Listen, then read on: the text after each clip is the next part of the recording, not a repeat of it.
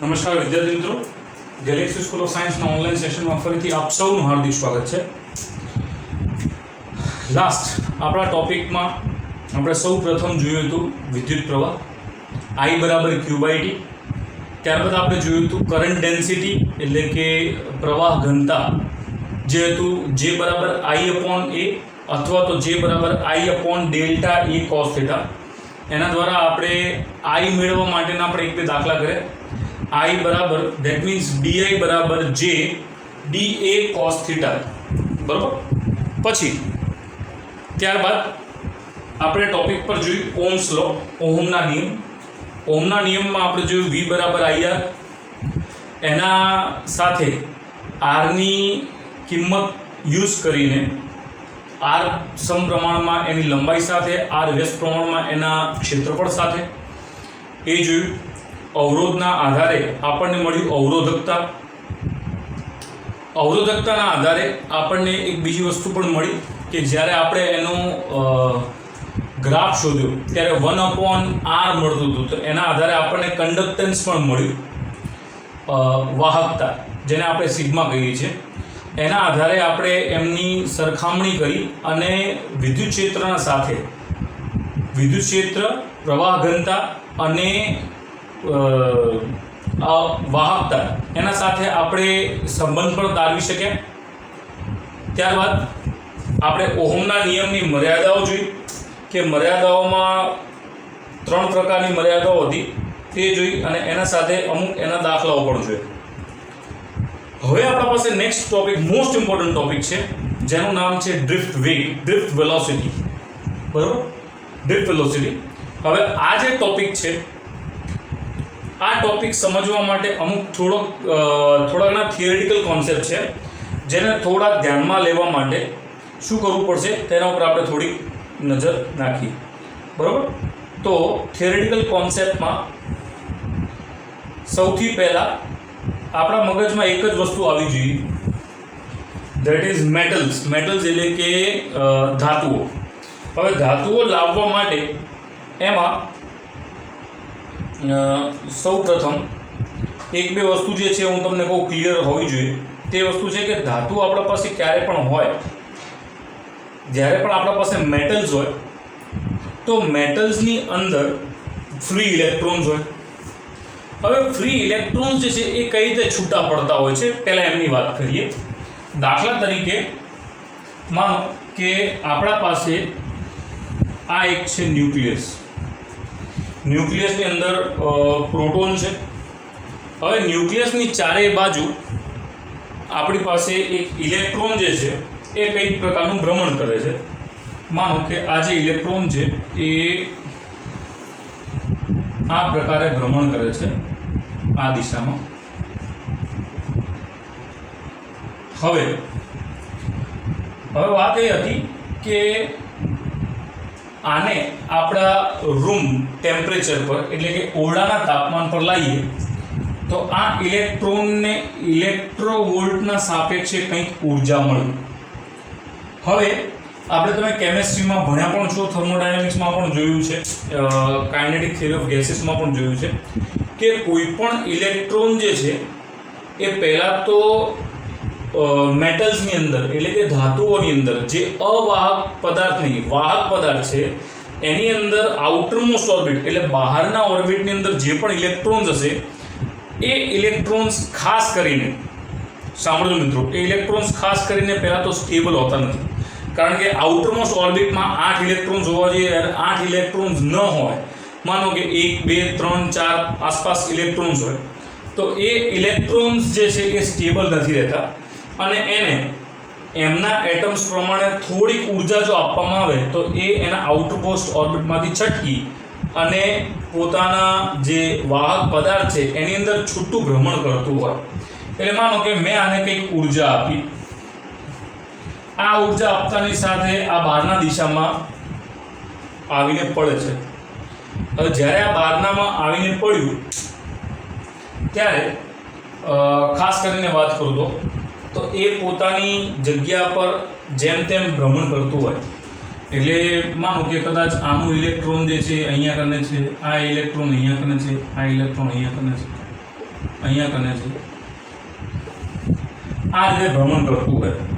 સૌથી ખાસ positive ions અને નેગેટિવ જે મુક્ત ઇલેક્ટ્રોન્સ છે એની વાત કરીએ તો આ પ્રમાણે ભ્રમણ કરતું હોય.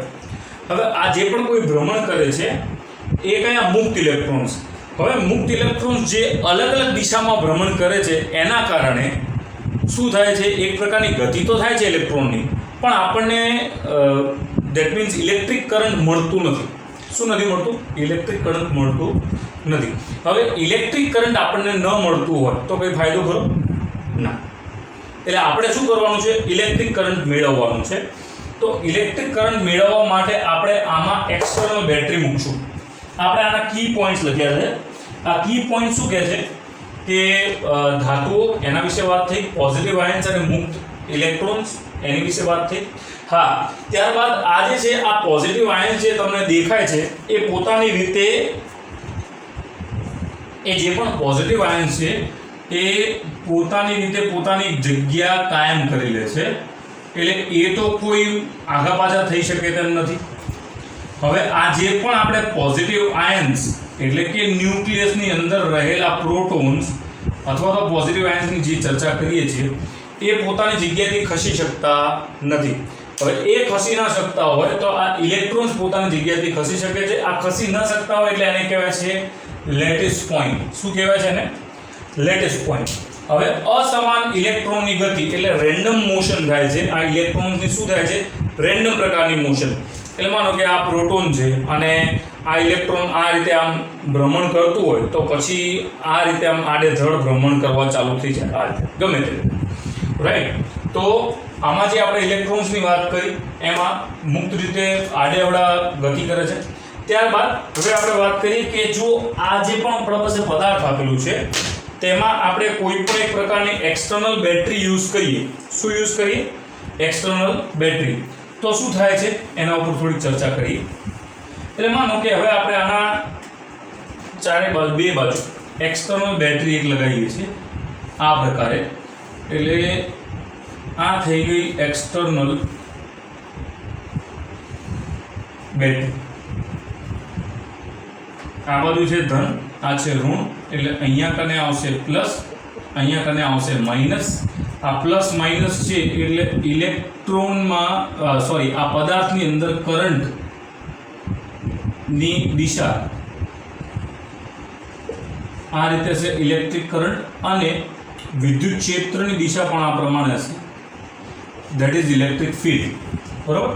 આ છે ઇલેક્ટ્રિક કરંટ, આ છે ઇલેક્ટ્રિક ફિલ્ડ. આ બંનેની સમાન દિશા છે. હવે ઇલેક્ટ્રોન જે છે એ નેગેટિવથી પોઝિટિવ તરફ જતા હોય છે. કઈ બાજુ? નેગેટિવથી પોઝિટિવ બાજુ. ઇલેક્ટ્રોન આમ ગતિ કરશે જ્યારે પ્રોટોન ઇલેક્ટ્રિક કરંટ જે છે એ આ રીતે ગતિ કરશે. ઇલેક્ટ્રોન્સ આ રીતે અને ઇલેક્ટ્રિક કરંટ આ રીતે. જે દિશામાં ઇલેક્ટ્રિક ફિલ્ડ છે એ દિશામાં ઇલેક્ટ્રિક કરંટ છે ડીસી સપ્લાયમાં. આપણે હાલ એ પ્રમાણે વાત કરીએ. બરાબર. તો આની અંદર હવે થાય છે શું? માનો કે આ એક ઇલેક્ટ્રોનને આપણે ધારણા કરીએ, આ બીજા બધા ઇલેક્ટ્રોન્સને આપણે હાલ હટાવી દઈએ છીએ સમજવા માટે. આપણે ખાલી એક ઇલેક્ટ્રોન પર થોડુંક ધારીને ચકાસણી કરીએ. હવે આ જે ઇલેક્ટ્રોન છે આ ઇલેક્ટ્રોનમાં સૌ પ્રથમ જ્યારે આપણે બેટરી નહોતા લગાડતા ત્યારે એનું કંઈક મોશન રેન્ડમ આ પ્રકારે હતું. માનો કે ત્યારે એની જે ગતિ કરવાની દિશા હતી એ કંઈક આ પ્રકારે હતી. એટલે આ જે છે આ એ બિંદુથી આવી અને બી બિંદુ સુધી આ રીતે જતું હતું રેન્ડમલી, અસ્તવ્યસ્ત રીતે.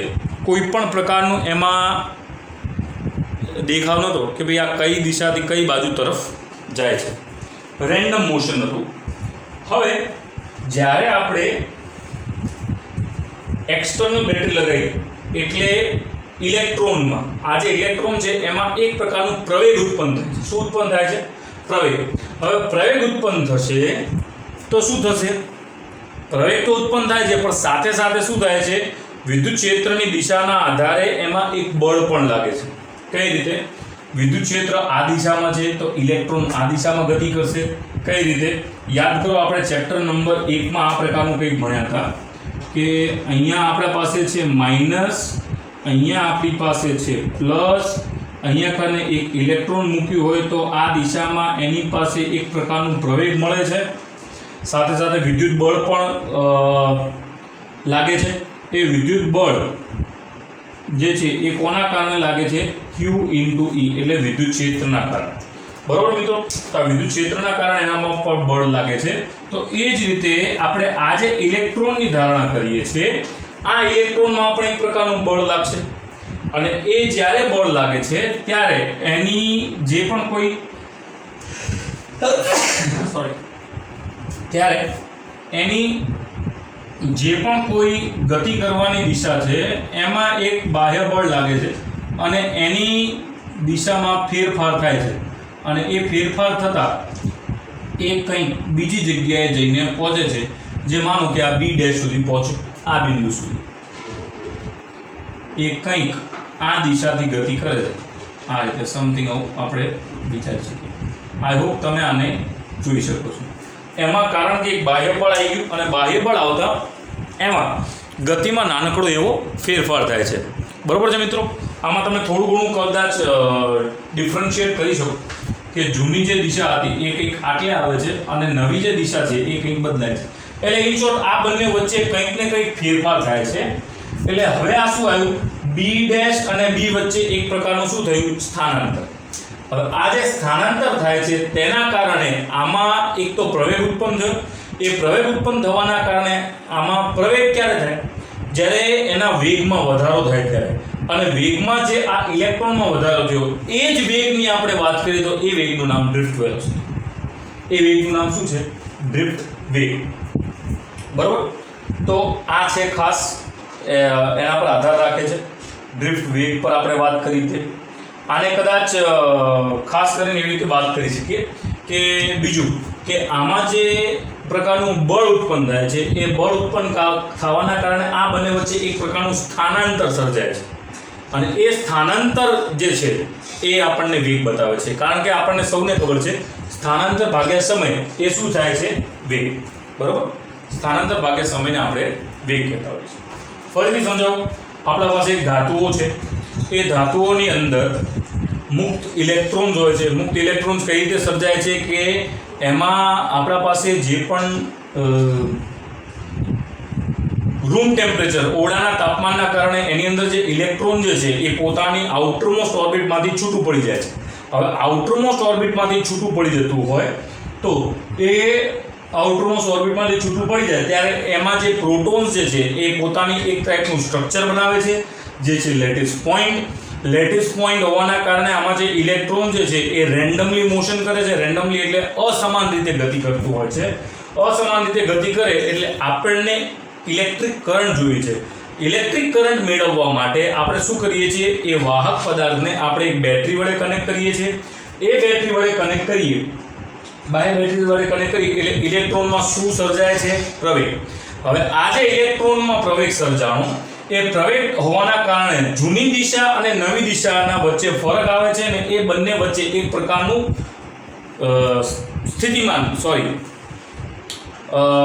સ્થાનાંતર આપણને સ્થાનાંતર મળે છે B અને B' વચ્ચે. અને આ જે સ્થાનાંતર છે તેના જ કારણે આપણને જે વેગ મળે છે તેને આપણે કહીએ છીએ ડ્રિફ્ટ વેગ. બરોબર? તો આપણે અહીંયા સુધી પહોંચ્યા, ધેટ ઇઝ ડ્રિફ્ટ વેગ. હવે આપણે વાત કરી છે relaxation time. What is relaxation time? Relaxation time એટલે શું? એટલે દાખલા તરીકે આપણે જે પણ વાત કરીએ છીએ કે ઇલેક્ટ્રોન અને પ્રોટોન વચ્ચે અથડામણ થાય છે. હવે આ જે અથડામણ થતું હોય, માનો કે એક ઇલેક્ટ્રોન અને પ્રોટોન વચ્ચે જેટલા અથડામણ થતા હોય એમના વચ્ચેનું સરેરાશ સમય, બે ઇલેક્ટ્રોન્સના અથડામણ વચ્ચે થતા સરેરાશ સમય, એને કહીએ છીએ આપણે રિલેક્સેશન ટાઈમ. એવું કહેવાય છે that the average time between two successive collision of electron with ions. એટલે આ માનો કે આ ઇલેક્ટ્રોન આના સાથે ટકરાણું તો આ ટકરાતા દરમિયાન જે સમય છે એ સમયનો આપણે એવરેજ લઈએ. શું લઈએ? એવરેજ, સરેરાશ લઈએ તો એને કહેવાય છે રિલેક્સેશન ટાઈમ. બરોબર? તો આ છે ડ્રિફ્ટ વેગ. આના ખાસ પોઈન્ટ્સ છે, તમને થિયરી લખવામાં કામ આવે. પહેલા ધાતુઓ વિશે લખવાનું, પોઝિટિવ આયન્સ, મુક્ત આયન વિશે લખવાનું, અહીંયા કને રૂમ ટેમ્પરેચર હોય ત્યારે પેલા છૂટા પડતા હોય ત્યારે લેટિસ પોઈન્ટ સમજાય. લેટિસ સ્ટ્રક્ચર ક્રિસ્ટલના ભાવમાં એક રચના થઈ જાય છે. પછી અસમાન ઇલેક્ટ્રોનની ગતિ, બાહ્ય બેટરી લગાડવાની અને ઇલેક્ટ્રોનમાં પ્રવેગ, વિદ્યુત ક્ષેત્રની દિશામાં બળ લાગે છે, ડ્રિફ્ટ વેગ એના કારણે મળે છે, સ્થાનાંતરના કારણે, અને ત્યારબાદ રિલેક્સેશન ટાઈમ. હવે આપણે ડ્રિફ્ટ વેગની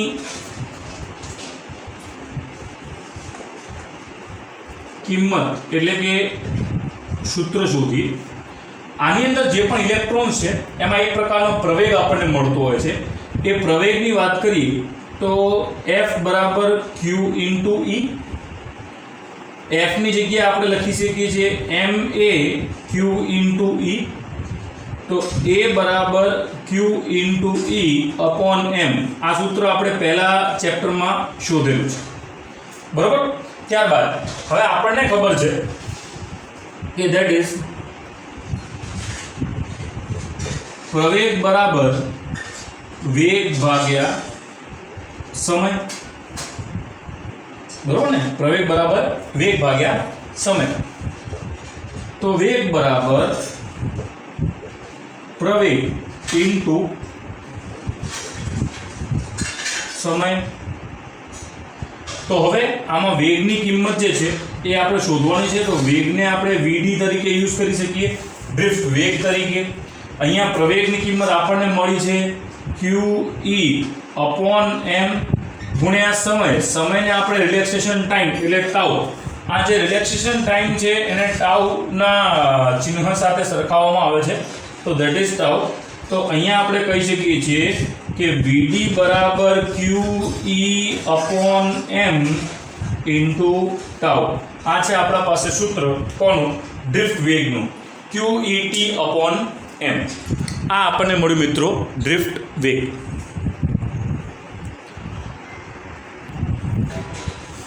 તો મિત્રો આ હતું ડ્રિફ્ટ વેલોસિટી. હવે આપણે નેક્સ્ટ જોઈએ છે ડ્રિફ્ટ વેલોસિટી અને કરંટ ડેન્સિટી વચ્ચેનો સંબંધ. કરંટ ડેન્સિટી અને ડ્રિફ્ટ વેલોસિટી, જેમાં ડ્રિફ્ટ વેલોસિટીનું સૂત્ર છે vd બરાબર qe upon m into tau. q ની જગ્યાએ સ્મોલ e પણ લખાય, બરોબર. આ છે ડ્રિફ્ટ વેલોસિટી. અને કરંટ ડેન્સિટીનો સૂત્ર છે I અપોન a. આ છે કરંટ ડેન્સિટી અને આ છે ડ્રિફ્ટ વેલોસિટી. આ બંને વચ્ચે આપણે સંબંધની તારવણી કરવાની છે. તો એના માટે આપણે કંઈક વિચારણા કરીએ છીએ. શું વિચારણા કરીએ છીએ કે દાખલા તરીકે ધારો કે આપણા પાસે એક વાહક પદાર્થ છે. વાહક પદાર્થમાં માનો કે આ દિશામાં આપણા પાસે ઇલેક્ટ્રિક ફિલ્ડની ગતિ છે. યાદ કરો, ઇલેક્ટ્રિક ફિલ્ડની જે દિશામાં ગતિ હતી એની વિરુદ્ધ દિશામાં આપણા પાસે ડ્રિફ્ટ વેલોસિટીની ગતિ હતી. એટલે આ થઈ ગયું ડ્રિફ્ટ વેલોસિટી vd. હવે ડ્રિફ્ટ વેલોસિટી આટલાથી આટલા સુધી પ્રસાર થાય. ડ્રિફ્ટ વેલોસિટી જે છે અહીંયાથી આટલા સુધી પ્રસાર થાય તો એનામાં જે પણ છે એ આટલા અંતર કાપે છે. અંતર કેટલું? માનો કે અહીંથી આટલા સુધી, આ માની લો કે 0 થી L સુધી આટલું અંતર કાપે છે, બરોબર. તો આપણને ખબર છે કે ઝડપ બરાબર અંતર ભાગ્યા સમય. ઝડપ બરાબર અંતર ભાગ્યા સમય. એની આપણે વાત કરી શકીએ. ઝડપ બરાબર અંતર ભાગ્યા સમય, રાઈટ. તો અંતર ધેટ મીન્સ આપણે એને લઈએ છીએ L, આને લઈ લઈએ છીએ ડેલ્ટા ટી. અને આ ઝડપને માનો કે ઝડપ અને વેગ જો બંને સુરેખ પથ પર એક જ દિશામાં ગતિ કરતા હોય, કોઈ દિશા ન બદલાતી હોય, તો બંનેની કિંમતો સરખી થઈ શકે અમુક કન્ડિશનમાં. તો આપણે આ ઝડપના જગ્યાએ આપણે લખી છીએ vd. તો અહીંયા આપણે લખી શકીએ છીએ vd. તો આમાંથી આપણે L ને કરતા બનાવીએ તો vd ઇન્ટુ ડેલ્ટા ટી. એક આ આપણા પાસે કિંમત આવી. બરાબર. વીડી એટલે ડ્રિફ્ટ વેગ, આમાં ડી નીચે આવશે એના આધારે. વીડી બરાબર. બરાબર. તો આ છે એલ, આ ડી નથી હો, આ એલ છે. એલ અંતર કાપે છે. હવે આ આપણે ક્ષેત્રફળને સાથે લઈએ તો આપણા પાસે કદ આવે છે. બરાબર. તો કદના આધારે વાત કરીએ તો કદ બરાબર L cross B cross H. B cross H ને આપણે લઈ લઈએ ક્ષેત્રફળ. એટલે આ જે ક્ષેત્રફળ છે એમાંથી પ્રસાર થવા માટે આપણે કદની વાત કરીએ તો આ એલ ની કિંમત આપણે આમાં મૂકી દઈએ તો વી બરાબર વીડી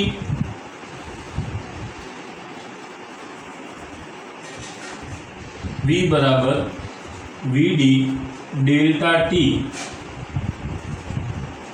ઇન્ટુ એ. બરોબર છે મિત્રો. આઈ હોપ તમને આ અક્ષર દેખાય છે. નાના પડે છે થોડા. Let me make it large. અક્ષરની વાત કરું છું તો વી ઇક્વલ્સ ટુ વીડી, આ એલની જગ્યાએ આપણે આ કિંમત મૂકી દઈએ એ ડેલ્ટા ટી. આ કદ થયું. હવે મિત્રો તમને એક સિમ્પલ વસ્તુ કહું કે દાખલા તરીકે માનો કે આપણા ક્લાસની અંદર માનો કે 45 જણા બેઠા છે. બરાબર. એ ક્લાસની અંદર સમાવાની જગ્યા જે છે એ 50 જણની છે પણ બેઠા કેટલા? 45. તો નંબર ડેન્સિટી એટલે કે સંખ્યા ઘનતા, એને શું કહેવાય છે? સંખ્યા ઘનતા. તો એના પરથી આપણે વાત કરીએ તો ધેટ મીન્સ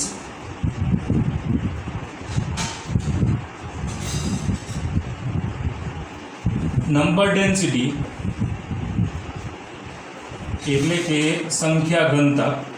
તો જેટલા નંબર ઓફ હોય ઇન્ટુ કદ એટલે શું થાય? સંખ્યા ઘનતા. તો તેને આપણે એવું કહી શકીએ કે n બરાબર કેપિટલ N ઇન્ટુ વી. બરાબર. આ n ની કિંમત થઈ તો આ n ની કિંમતમાં કદ સાથે મલ્ટીપ્લાય કરી દો તો capital N into VD A delta T. આ કેપિટલ N ના કરો અને કદાચ સ્મોલ n રાખો તો એ ચાલે. આ નાને n ડેશ કહી દો. બરાબર છે. બરાબર. તો આ n VD A delta T અને આ જે છે એ કદ છે. રાઈટ મિત્રો. આ સંખ્યા ઘનતાના કારણે આપણા પાસે એક આ કિંમત આવી. સૌ પ્રથમ શું કર્યું? એલ એટલે કે અંતર બરાબર વેગ ગુણ્યા સમય.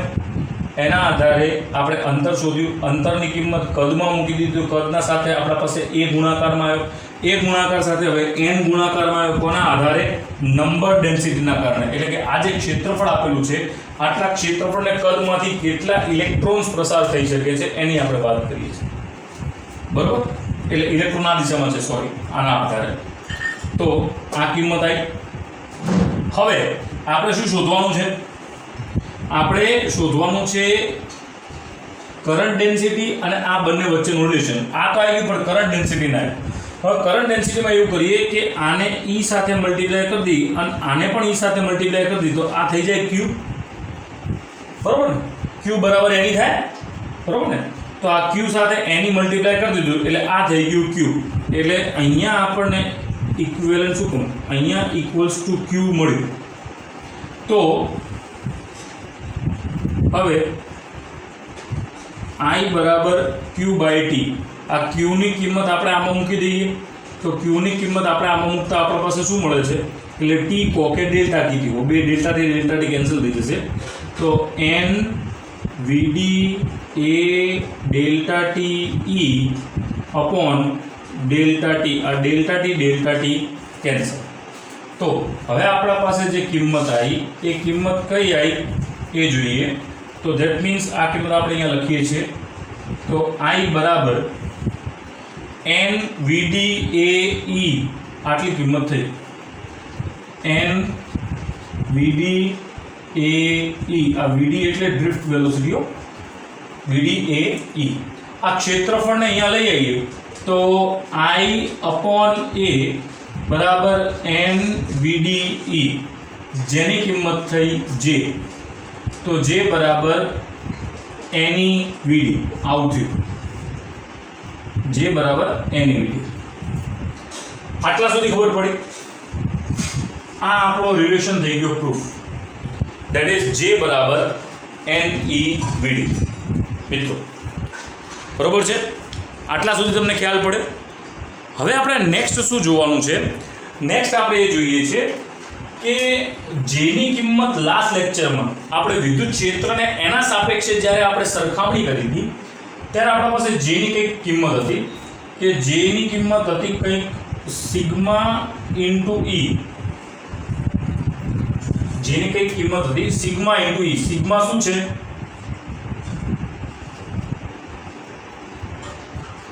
વાહકતા. બરોબર, સિગ્મા ઇન્ટુ ઈ કિંમત હતી. તો આપણે આ જેની જગ્યાએ સિગ્મા ઇન્ટુ ઈ કિંમત મૂકી દઈએ છીએ. સિગ્મા ઇન્ટુ ઈ આની સૂત્ર આમાં મૂકતા તો NEVD. હવે VD નું સૂત્ર મૂકીએ તો સિગ્મા ઇન્ટુ ઈ, આ VD નું સૂત્ર જે છે એ આપણા પાસે શું છે? N small e. પછી VD નું સૂત્ર મૂકીએ છીએ અહીંયા તો E capital E tau upon M. આમાં કેપિટલ E કેન્સલ તો સિગ્મા બરાબર NE square tau upon M. આ વાહકતા માટેનું એક નવું સૂત્ર મળ્યું. નંબર ઓફ ઇલેક્ટ્રોન્સ E એટલે કે 1.6 × 10⁻19 નું વર્ગ. રિલેક્સેશન ટાઈમ અપોન માસ. શેનું માસ? તો ઇલેક્ટ્રોન હતો ઇલેક્ટ્રોનનું માસ ને પ્રોટોન હતો પ્રોટોનનું માસ. પણ આમાં આપણા પાસે જે વેગ છે એના આધારે વાત નથી કરતા, પણ આમાં ઇલેક્ટ્રોન જ આવશે મોસ્ટ પ્રોબેબલી. હોલ્સ પણ આવી શકે છે મિત્રો, હોલ્સ પણ આવી શકે છે. હોલ્સ શું છે એ મેં તમને કંડક્ટર ને ઇન્સ્યુલેટર ને સેમિકન્ડક્ટર વખતે તમને સમજાવી દીધું. હવે આપણને ખબર છે that sigma equals to 1 upon rho. તો આમાં જે કિંમત છે એ પલટાઈ જશે રો માટેની કિંમત. તો રો બરાબર m upon NE square rho. બરોબર છે મિત્રો? આના આધારે આપણા પાસે એક J બરાબર NEVD નું રિલેશન મળ્યું, સિગ્મા બરાબર NE સ્ક્વેર ટો અપોન m મળ્યું, રો બરાબર m અપોન NE સ્ક્વેર ટો મળ્યું, કારણ કે બંને એકબીજાના વ્યસ્ત પ્રમાણમાં હોય છે. તો આપણે આ શોધ્યું કઈ રીતે? તો અંતર લીધું, અંતરને એના ડ્રિફ્ટ વેલોસિટીના અને રિલેક્સેશન ટાઈમ અથવા તો નોર્મલ ટાઈમ ડેલ્ટા ટી સાથે ગુણાકાર કર્યો, એને L ની કિંમત કદમાં મૂકી, કદના આધારે આપણે નંબર ડેન્સિટી એટલે કે સંખ્યા ઘનતાની માહિતી દ્વારા આપણે એની કિંમત મેળવી. બંને બાજુ E સાથે મલ્ટીપ્લાય કર્યા એટલે આની કિંમત થઈ ગઈ Q. કારણ કે આ n છે n ઇન્ટુ ઈ એટલે આ જેની કિંમત છે એને ઈ સાથે મલ્ટીપ્લાય કરો તો આ થઈ જાય છે Q. I બરાબર Q upon delta T cancel થયા એટલે I ની પણ એક કિંમત આપણને મળે છે that is NEVD A. I ની કિંમત શું મળે છે? NEVD A. આ એક નેક્સ્ટ આપણા પાસે કદાચ દાખલો આવશે એમાં પણ આ કામ આવશે. એના દ્વારા આપણે A સાથે ભાગાકાર કરી દો તો I બાય A જેને કહેવાય છે J, તો NEVD એટલે J શું છે? પ્રવાહ ઘનતા. બરોબર? તો આ મિત્રો છે આ બધાનું રિલેશન કે જે તમને ખૂબ જ ઇમ્પોર્ટન્ટ છે આ ચેપ્ટર્સ માટે. આ આટલા બધા જે રિલેશન તમને મળે છે that are more important for numericals also. તો આ છે. અને બીજું એક ખાસ, આ બંને વેક્ટર ક્વોન્ટિટી છે એટલે અહીંયા આગળ બંને ઉપર વેક્ટર્સ આવશે, કારણ કે ડ્રિફ્ટ વેલોસિટી છે એટલે પણ એ પણ વેક્ટર ક્વોન્ટિટી છે અને J એ પણ બંને નેગેટિવ ક્વોન્ટિટી છે. હવે નેગેટિવ ચાર્જ હોય, જો દાખલા તરીકે નેગેટિવ ચાર્જ હોય તો આ બંને એકબીજાના વિરુદ્ધ દિશામાં હશે. બરોબર? આ બંને એકબીજાના વિરુદ્ધ દિશામાં હશે એ આપણે ખાસ યાદ રાખવાનું છે. So this was steel here. આમાં ઇન્સ્યુલેટર ને સેમિકન્ડક્ટર માટે રિલેક્સેશન ટાઈમ ને નંબર ડેન્સિટી જે છે એ ચાર્જ કેરિયર ટેમ્પરેચરના આધારે વેરી કરશે. એટલે જે પ્રમાણે તાપમાન છે એ પ્રમાણે શું વેરી કરશે? એનો રિલેક્સેશન ટાઈમ અને નંબર ડેન્સિટી એ બંને જે છે એ વેરી કરે છે. Number density of charge carrier increase with temperature in semiconductor. સેમિકન્ડક્ટરમાં નંબર ડેન્સિટી જે છે એની કિંમત વધે છે. ટેમ્પરેચરના આધારે સેમિકન્ડક્ટરની અંદર નંબર ડેન્સિટીની કિંમત વધે છે. એ આપણે ખાસ યાદ રાખીશું. Thank you so much. આટલું હોમવર્ક પ્રિપેર કરજો અને કમ્પ્લીટલી એપ્લાય કરજો. Thank you.